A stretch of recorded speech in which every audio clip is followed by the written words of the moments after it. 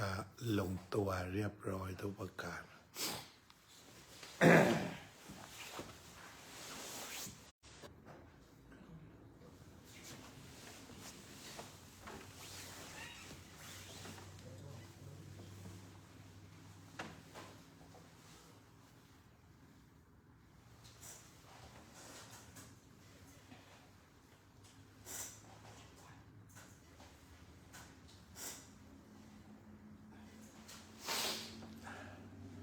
อะระหังสัมมาสัมพุทโธภะคะวาพระผู้มีพระภาคเจ้าเป็นพระอรหันต์ดับเพลิงกิเลสเพลิงทุกข์สิ้นเชิงตรัสรู้ชอบได้โดยพระองค์เองพุทธังภคะวันตังอภิวาเทมิข้าพเจ้าอภิวาทพระผู้มีพระภาคเจ้าผู้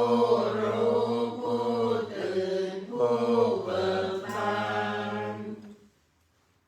สวากขาโตภะคะวะตาธัมโมพระธรรมเป็นธรรมที่พระผู้มีพระภาคเจ้าตรัสไว้ดีแล้ว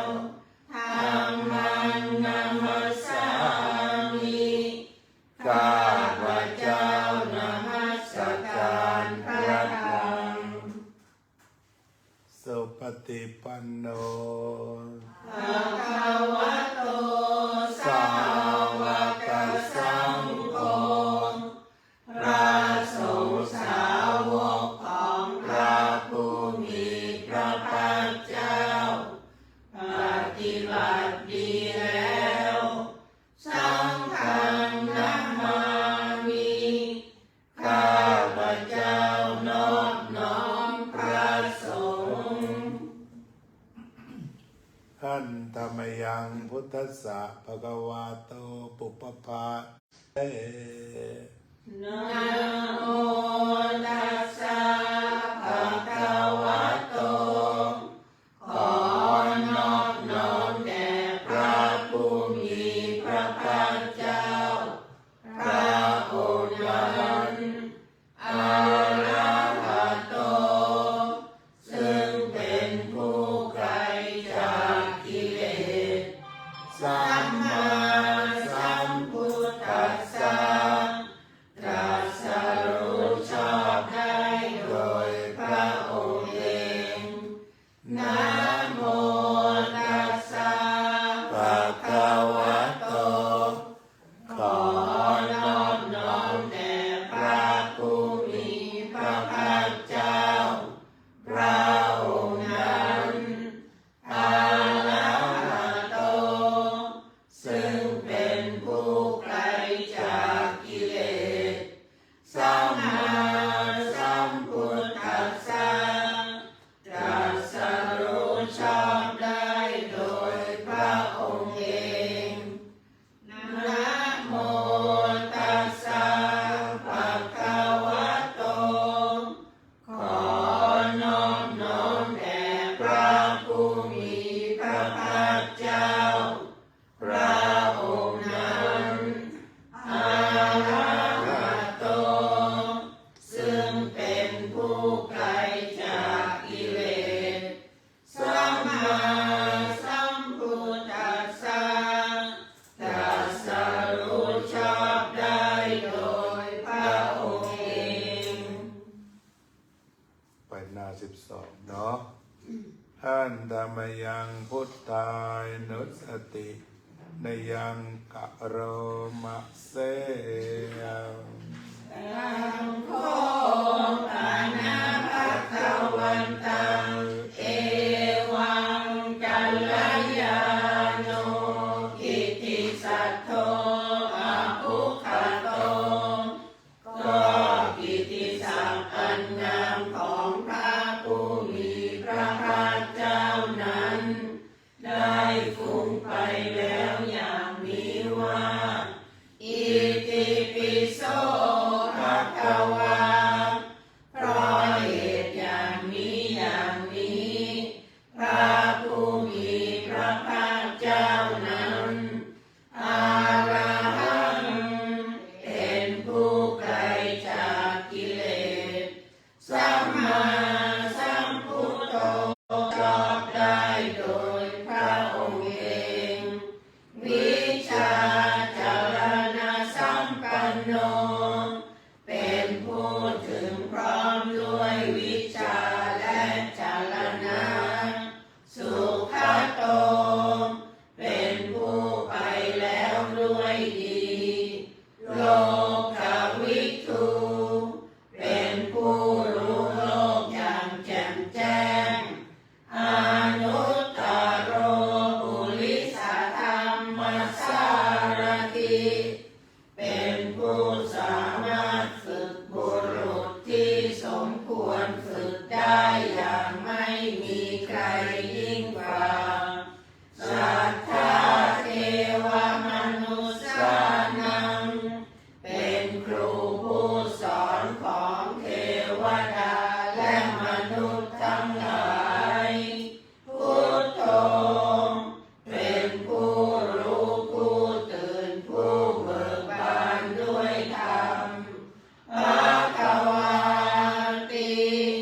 เป็นผู้มีความจำเริญจำแนกธรรมสั่งสอนสัตว์ดังนี้พันธมยังบุตตาภิกิติกโรวาเส พุทธวาลาหังจาวรตาทิคุณาภิยุตโต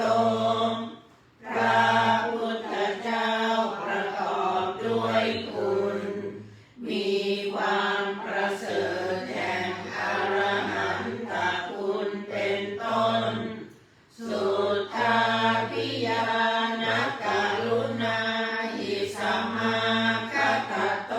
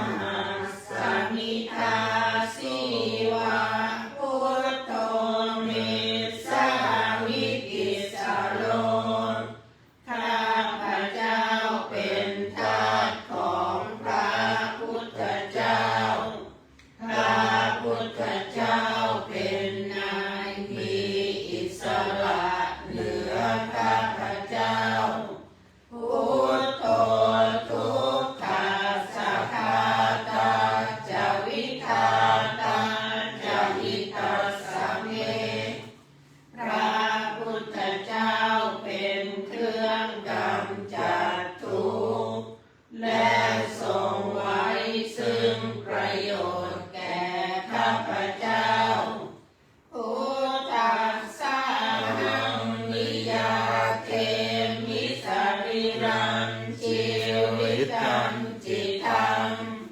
ข้าพเจ้ามอบกายถวายชีวิตนี้แด่พระพุทธเจ้าวันทันติหังจาริสามิพุทธาเสวะสุโขผู้ไหว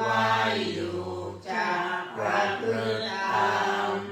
ซึ่งความตรัสรู้ดีของพระพุทธเจ้านาทิเมสารนังอัญญังพุทโธเมสารนังวรังสารณะอื่นของข้าพเจ้าไม่มีพระพุทธเจ้าเป็นสารณะอันประเสริฐของข้าพเจ้าเอเตนะสัจวัชเชนะวัฏเทยังสัตตุสาสเนด้วยการกล่าวคำสัตย์นี้ข้าพเจ้าพึงเจริญในพระศาสนาของพระศาสดาพุทธังเมวันธมานายยังปุญญังปัสสุทังอิทังข้าพเจ้าผู้ไหวอยู่ซึ่งพระพุทธเจ้าได้ขวนขวายบุญใดในบัดนี้สัพเพปิอันตรายาเมมเหสุตัสสะเตชะสาอันตรายทั้งปวงอย่าได้มีแก่ข้าพเจ้าด้วยเดชแห่งบุญนั้นกายเยนะวาจายาวเจตสาวาด้วยกายก็ดีด้วยวาจาก็ดีด้วยใจก็ดีพุทเทกุกัมมังปะกะตังพยายังกรรมหน้าติเตียนอันใดที่ข้าพเจ้ากระทำแล้วในพระพุทธเจ้าพุทโธปฏิคันหตุอัจฉริตังขอพระพุทธเจ้าจงงดซึ่งโทษล่วงเกินอันนั้นการันตะเรสาวริตุงวะพุทเทเพื่อการสำรวมระวังในพระพุทธเจ้าในการยังธรรมานุสตินยังกโรมาเสสวากขาโตภะคะวะตาธัมโมพระธรรมเป็นสิ่งที่พระผู้มีพระภาคเจ้าได้ตรัสไว้ดีแล้วสันทิฏฐิโกเป็นสิ่งที่ผู้ศึกษาและปฏิบัติพึงเห็นได้ด้วยตนเองอากาลิโกเป็นสิ่งที่ปฏิบัติได้และให้ผลได้ไม่จำกัดการเอหิปัสสิโกเป็นสิ่งที่ควรกล่าวกับผู้อื่นว่าท่านจงมาดูเถิดโอปนายิโกเป็นสิ่งที่ควรน้อมเข้ามาใส่ตัวปัจจัตตังเวทิตาโพวินโยหิเป็นสิ่งที่ผู้รู้ก็รู้ได้เฉพาะตนดังนี้อันตมยังธรรมาภิกิติกโรมาเส สวากขาตาตา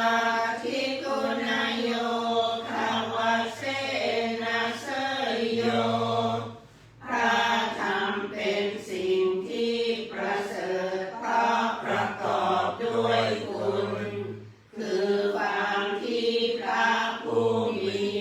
ภาเจ้าตรัสไว้ดีแล้วเป็นต้นโยมัคคปากัปปริยัติวิโมกขเอโต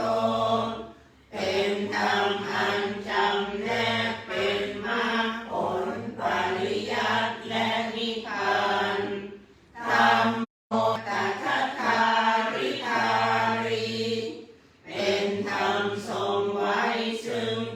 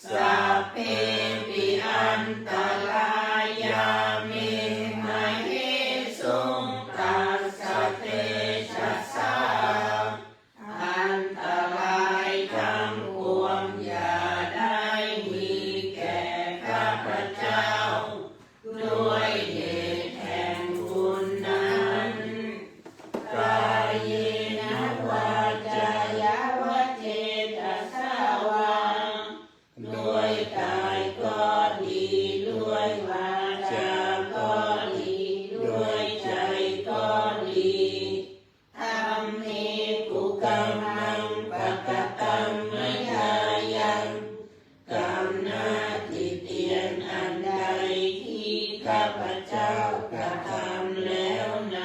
พระธรรมธัมโมปฏิคันหตุอัจฉยันตังขอพระธรรมจงงดซึ่งโทษล่วงเกินอันนั้นการันตะเรสังวริตุงวัฏฏัมเมเพื่อการสำรวมระวังในพระธรรมในการต่อไปจอดำแล้วเปิดไม่ได้ น่าจะคนดูเยอะตอนเช้าอันธรรมยังสังขานุสติในยังกโรมาเสสุปฏิปันโนภะคะวะโตสาวกสังโฆสงฆ์สาวกของพระผู้มีพระภาคเจ้าหมู่ใดปฏิบัติดีแล้วผู้ชุปฏิปันโนภะคะวะโตสาวกสังโฆสงฆ์สาวกของพระผู้มีพระภาคเจ้าหมู่ใดปฏิบัติตรงแล้วญายะปฏิปันโนภะคะวะโตสาวกสังโฆสงฆ์สาวกของพระผู้มีพระภาคเจ้าหมู่ใดปฏิบัติเพื่อรู้ธรรมเป็นเครื่องออกจากทุกข์แล้วสามีจิปฏิปันโนภะคะวะโตสาวกสังโฆสงฆ์สาวกของพระผู้มีพระภาคเจ้าหมู่ใดปฏิบัติสมควรแล้วญาติธรรมได้แก่บุคคลเหล่านี้คือจัตตาริปุริสยุคานิอัตถปุริสปุคลาคู่แห่งบุรุษสี่คู่นับเรียงตัวบุรุษได้8บุรุษเอสะภะคะวะโตสาวกสังโฆของพระผู้มีพระภาคเจ้าอาหุเนยโยเป็นสมควรแก่สักการะที่เขานำมาบูชาปาหุเนยโยเป็นสมควรแก่สักการะที่เขาจัดไว้ต้อนรับรักขิเนยโยเป็นผู้ควรรับทักษิณาทานอัญชลิกาลนิโยเป็นผู้ที่บุคคลทั่วไปควรทำอัญชลีอนุตตรังบุญญเขตังโลกัสสาติเป็นเนื้อนาบุญของโลกไม่มีนาบุญอื่นยิ่งกว่าดังนี้หันทะมยังสังฆาภิกิติงกะโรมัสเส สัทธัมมโชสุปฏิปัตติคุณาทิยุตโตพระสงฆ์ที่เกิดโดยพระสัทธรรมประกอบด้วยคุณมีความปฏิบัติดีเป็นต้นโยทัพพิโตอริยบุคลาสังฆเสสโตเป็นหมู่แห่งพระอริยบุคคลอันประเสริฐ8จำพวกศีลาธิธรรมปวารา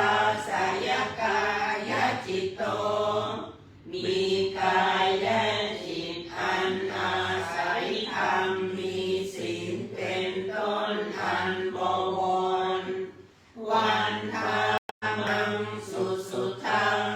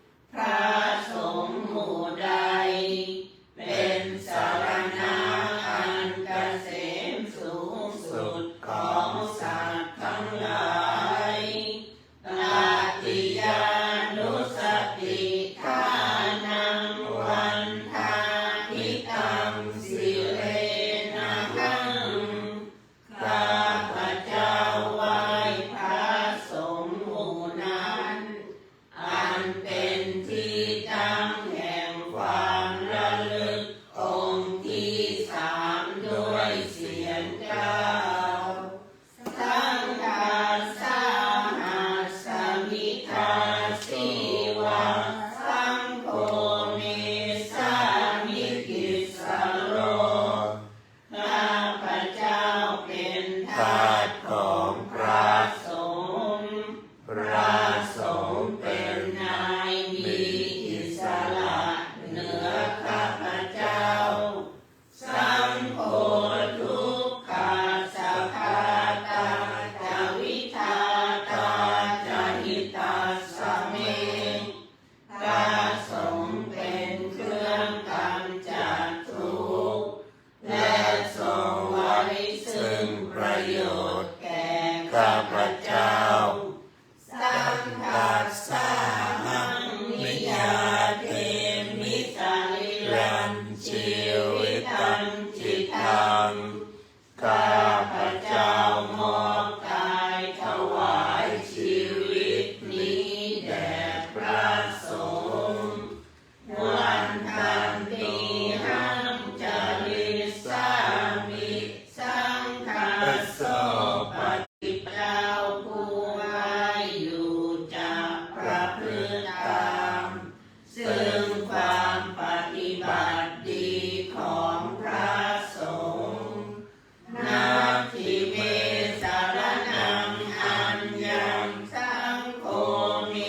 สารนังวรังสารณะอื่นของข้าพเจ้าไม่มีพระสงฆ์เป็นสารณะอันประเสริฐของข้าพเจ้าเอเตนะสัจวัชเชนะวัฏเทยังสัตตุสาสเนด้วยการกล่าวคำสัตย์นี้ข้าพเจ้าพึงเจริญในพระศาสนาของพระศาสดาสังฆังเมวันธมานายะยังปุญญังปัสสุตังอิทังข้าพเจ้าผู้ไว้อยู่ซึ่งพระสงฆ์ได้ขนขวายบุญใดในบัดนี้สัพเพปิอันตรายาเมมเหสุงตัสสะเตชะสา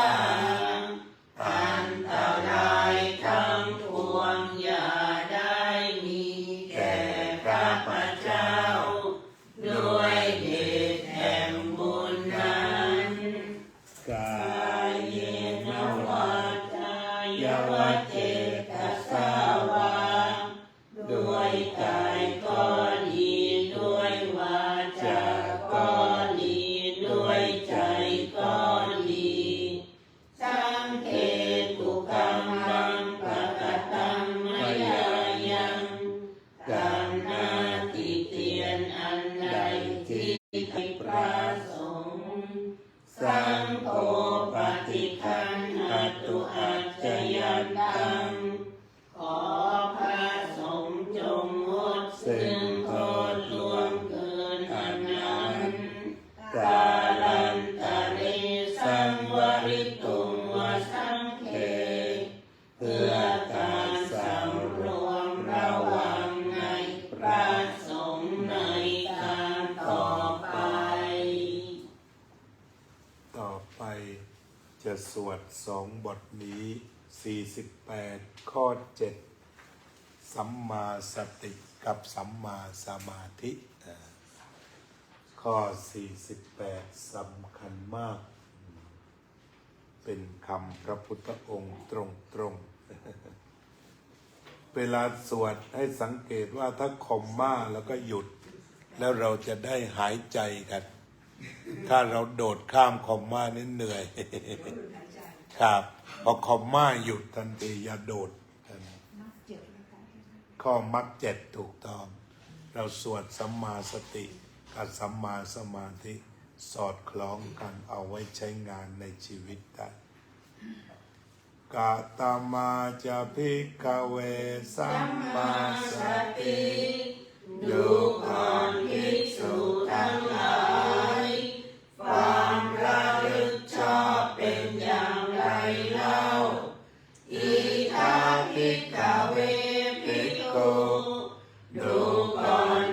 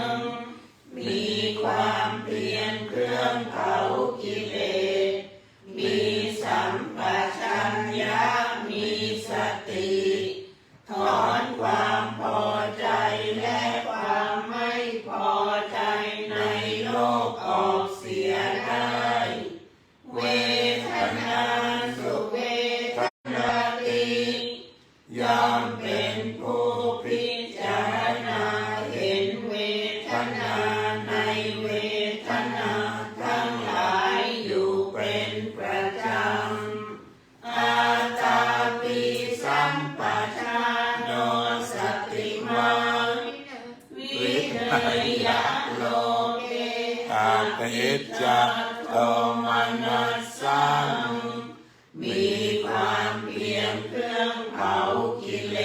สมีสัมปชัญญะมีสติถอนความพอใจ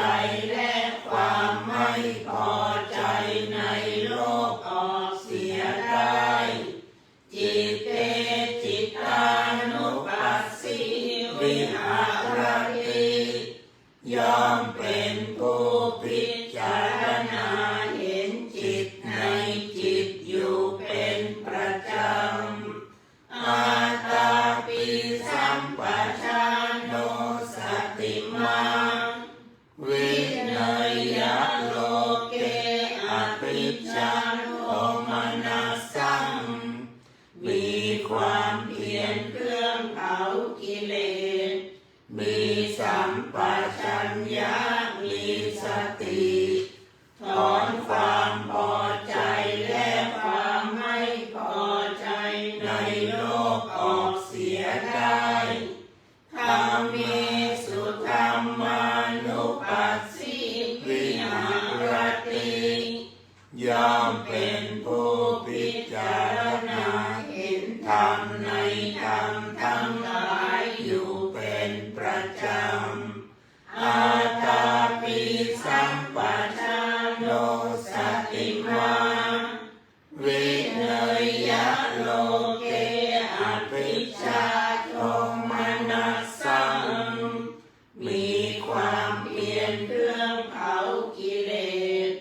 มีสัมปชัญญะมีสติถอนความพอใจและความไม่พอใจในโลกออกเสียได้อายังวุจติภิกขเวสัมมาสัมพุทธังหลายอันนี้เรากล่าวว่าความระลึกชอบกาตโมจะภิกขเวสัมมาสมาธิดูก่อนภิกษุทั้งหลายความตั้งใจมั่นชอบเป็นอย่างไรเล่าอิทาภิกขเวภิกขุดูก่อนภิกษุทั้งหลายภิกษุในธรรมวินัยนี้วิวิจเจวกาเมหิสงัดแล้วจากกามทั้งหลายวิวิจจะอกุศเลหิธรรมเมหิสงัดแล้วจากธรรมที่เป็นอกุศลทั้งหลายสวิปักตังสวิจารังวิเวกชังปิติสุขังปัฏฐามังฌานังอุปสัมปัชฌะวิหารติเข้าถึงปฐมฌานประกอบด้วยวิตกวิจารมีปิติและสุขอันเกิดจากวิเวกแล้วแลอยู่วิตกวิจารนังอุปสัมมาเพราะความที่วิตกวิจารทั้งสองระงับลงอาชาตังสัมปัสสะนังเจตโสเอโกทิภาวังอวิตักขังอวิจารังสมาธิจังปิติสุขังทุติยังฌานังอุปสัมปัชฌะวิหารติทานเป็นเครื่องผ่องใสแห่งใจในภายในให้สมาธิเป็นธรรมอันเอกผุดมีขึ้นไม่มีวิตกไม่มีวิจารมีแต่ปิติและสุขอันเกิดจากสมาธิแล้วแลอยู่ปิติยะจะวิรา ราคาอาลึงเพราะความจางคลายไปแห่งปีติอุเบกขาโคจะวิหารติสัตโตจะสัมปชานโนยอมเป็นผู้อยู่อุเบกขามีสติและสัมปชัญญะสุขันจะกายเยนะปฏิสังเวเทติและยอมเสวยความสุขด้วยนามกายยันตังอริยาอาจิขันติเปกะโกสัตติมาสุขวิหารีติชนิที่ทางอริยเจ้าทั้งหลายยอมกล่าวสรรเสริญผู้นั้นว่าเป็นผู้อยู่อุเบกขามีสติอยู่เป็นปกติสุขดังนี้ตติยัมชานังอุปสัมปัชชะวิหารติเข้าถึงตติยัมชาแล้วแลอยู่สุขัสสัจจะปหานาพอละสุขเสียได้ทุกขัสสัจจะปหานาและเพราะละทุกข์เสียได้อุเปวะโสมนัสสะโทมนัสสานังปัตตังกัมมังเพราะความดับไปแห่งโสมนัสและโทมนัสทั้งสองในการก่อนอา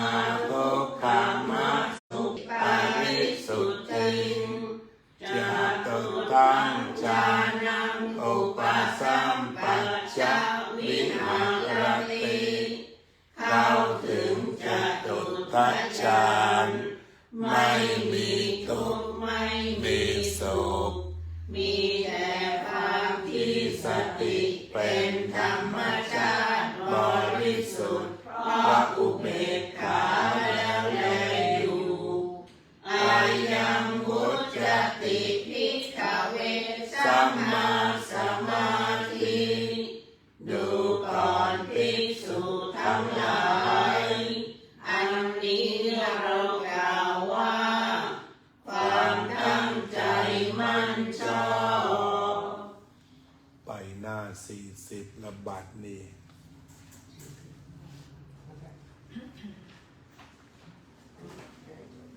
ได้บุญเยอะแล้วอุทิศแล้วทีนี้อุทิศบุญทั้งวันให้บรรดาบิดามารดาปู่ย่าตายายเจ้ากรรมนายเวรขอให้สงครามจบโดยเร็วอุทิศให้ท่านโดนัลด์ทรัมป์ด้วยขอให้สงครามยุติโดยเร็วหันธรรมยังอุทิศนาดิสานะคาทะโยปนามาเสอิมินาบุญญากรรมเมนะด้วยบุญนี้อุทิศให้อุปัชฌายาคุณุตตระอุปัชฌาย์ผู้เลิศคุณอาจาริยุปการาจาและอาจารย์ผู้เกื้อหนุนมาตาปิตาจยาตกาทั้งพ่อแม่และปวงญาติสุริโยจันติมาราชาสุนจันทร์และราชาโคนาวันตานาราปิจาผู้ทรงคุณหรือสูงชาติพระมหาพรหมและอินทราช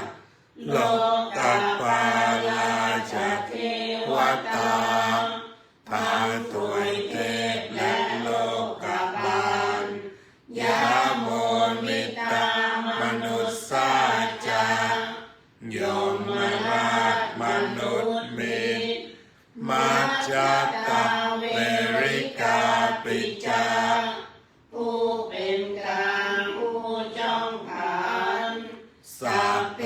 สัตตาสุขีวันตุขอให้เป็นสุขสันต์ทุกตัวหน้าอย่าทุกตนบุญญาณิปัตตานิเมบุญพร้อมที่ข้าทำจงช่วยอำนวยสุภผล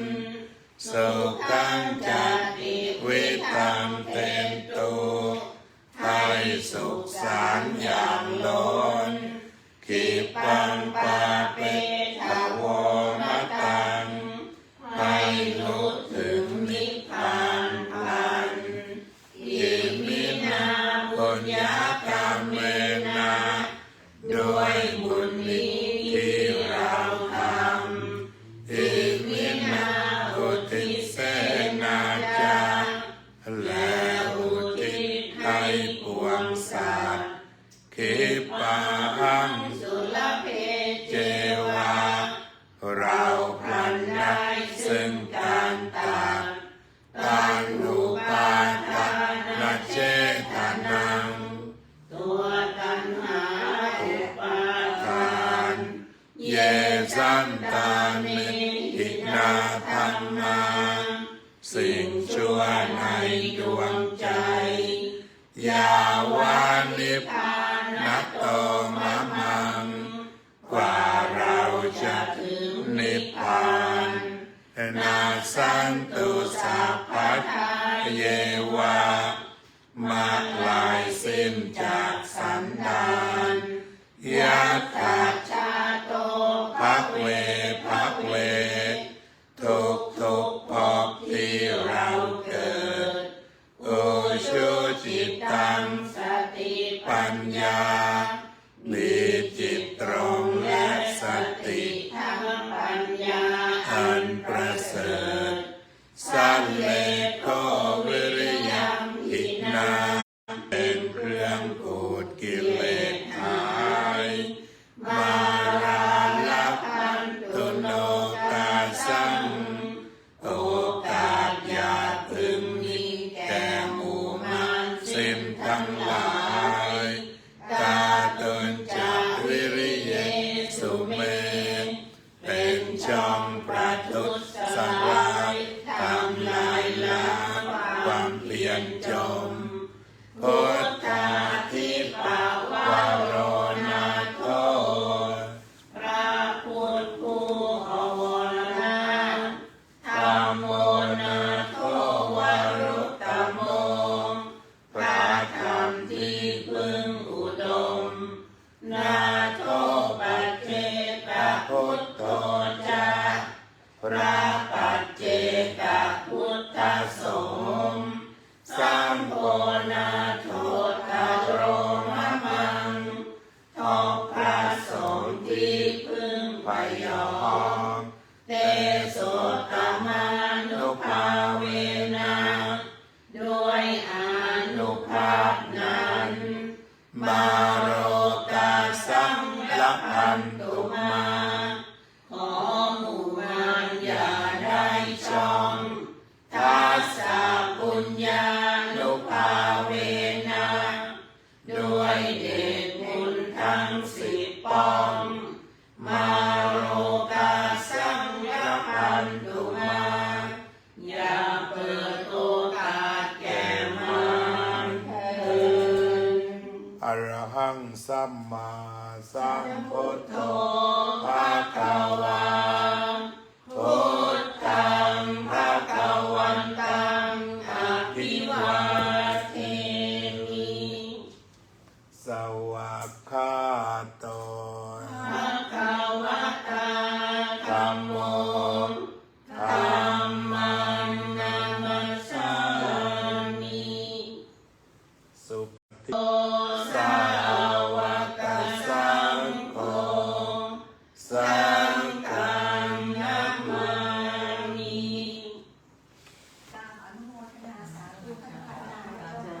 เอ้า เดี๋ยวกล่าวธรรมะสักนิดหนึ่งจะเปิดไปดูด้วยกันก็ได้ข้อ7มันเดิมนะหน้า48จะดูคำที่น่าประทับใจเหลือเกินนะจุดนี้ก็คือเรื่องที่พระพุทธเจ้าสอนตรงมายังการเจริญสติทีนี้ถ้าเราดูตามตัวตรงของพระพุทธองค์นะกาเยกายานุปัสสีวิหรติเป็นผู้พิจารณากายอยู่เป็นประจำอาตาปีสัมปชาโนสติมาวินัยโลเกอภิชาโทมนัสสังมีความเพียรเครื่องเผากิเลสมีสัมปชัญญะมีสติถอนความพอใจและความไม่พอใจในโลกออกเสียได้ทีนี้แต่ละตัวเนี่ยแต่ละคำมันก็เป็นตัวปฏิบัติทั้งหมดแต่ข้อนี้คือการปฏิบัติบอก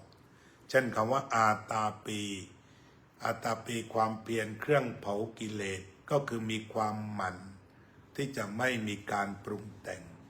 ทีนี้พออาตาปีแล้วมันก็มีสัมปชัญญะ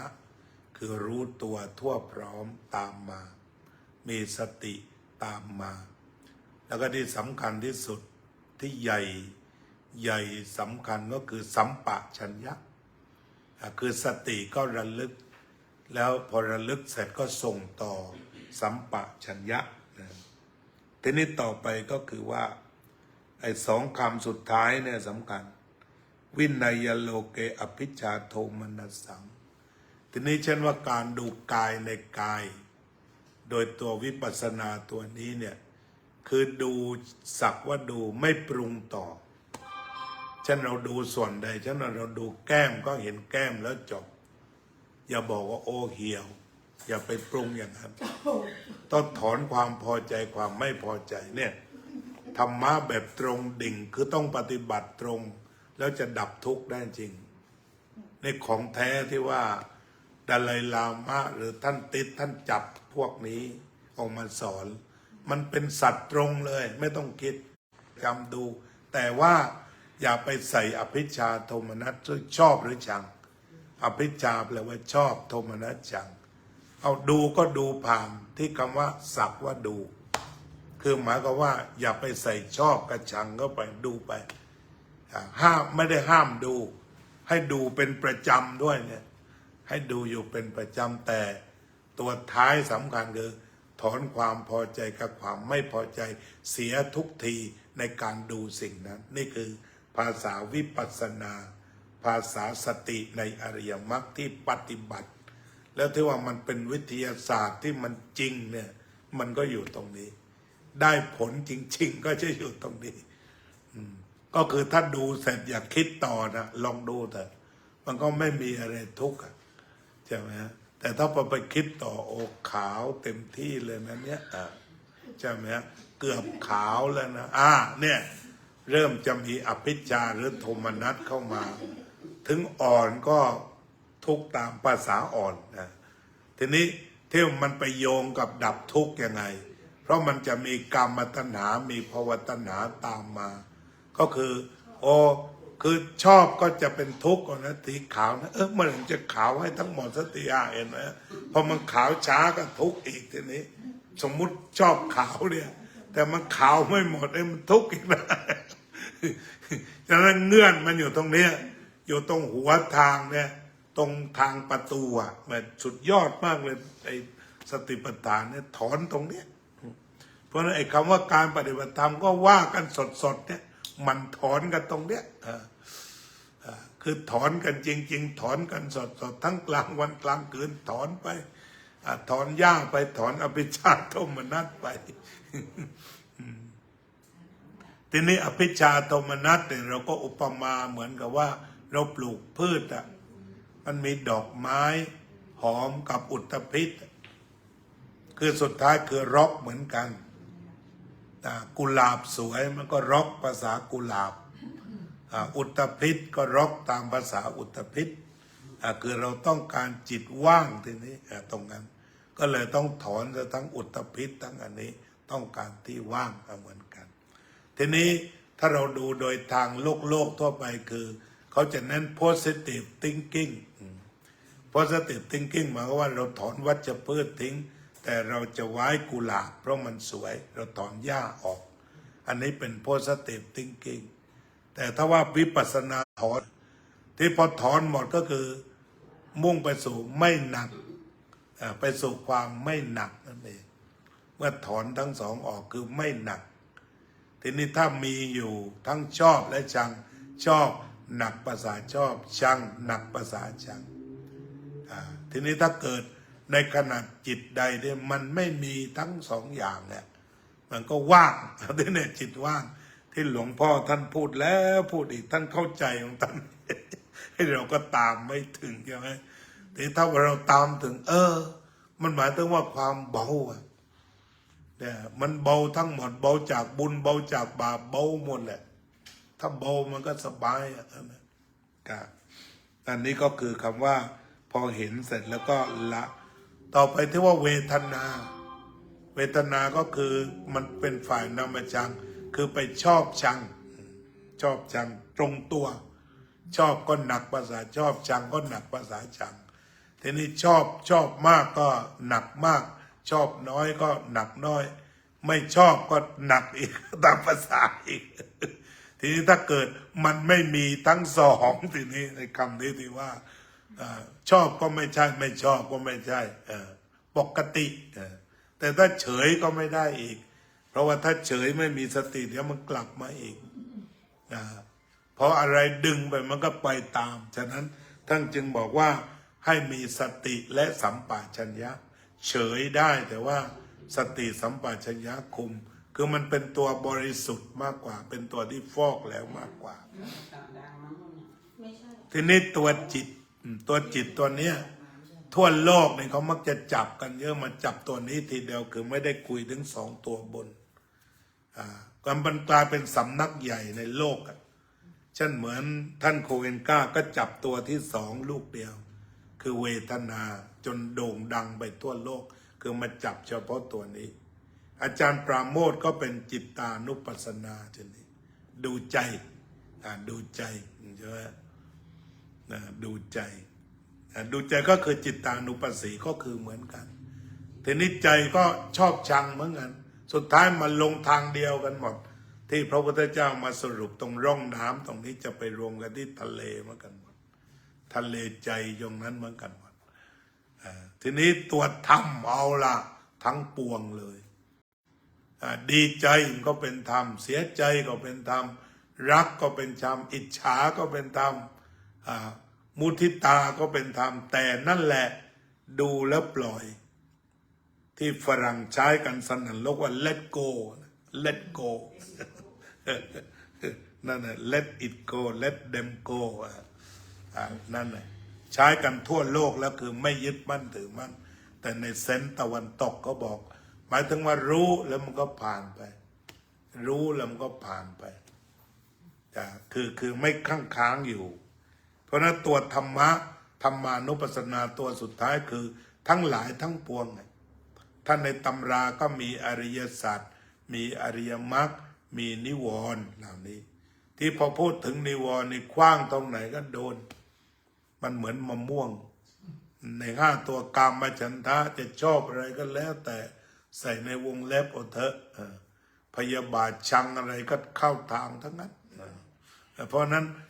หรือว่าความซึมเศร้าแซงเบื่อหน่ายใช่ไหมแล้วฟุ้งซ่านแล้วก็สับสนนะ5ประการตัวนี้ที่พระพุทธเจ้าใส่ไว้ในธรรมานุปัสสนามันเป็นความจริงที่ครอบจักรวาลยืนรอรถเมล์นานก็รู้สึกว่าอึดอัดแล้วเกิดไม่ชอบขึ้นมา เพราะนั้นป้ายรถเมล์เราก็ปฏิบัติทำได้คิดว่า480มาที่ได้ not in service ซะอีกกันเนี่ยว้าบเข้าไปก็ทุกข์อีกหน่อยหนึ่งใช่ไหมเนี่ยทีนี้ในทางปฏิบัติมันกัดเล็กกัดน้อยเนี่ยเราต้องดูหมดแล้ว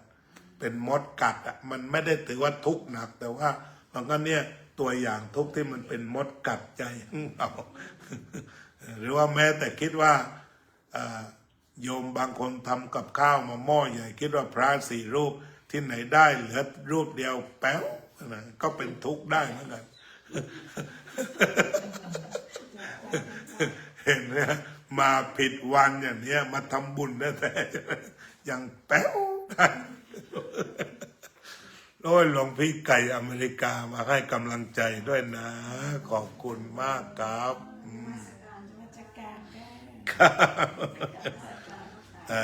อ้าววันนี้เราก็สวดเอาสัมมาสติมาคุยกันตามสมควรนะกราบพระเสร็จแล้วอวยพรเสร็จแล้วอวยพรตามประเพณีอภิวาทนาสีลิสะนิจจังวุตตาปัจจายิโนจัตตารโอธรรมาวัฏันติอายุวันโนสุขังโอ้โหสวยงามที่สุดเลย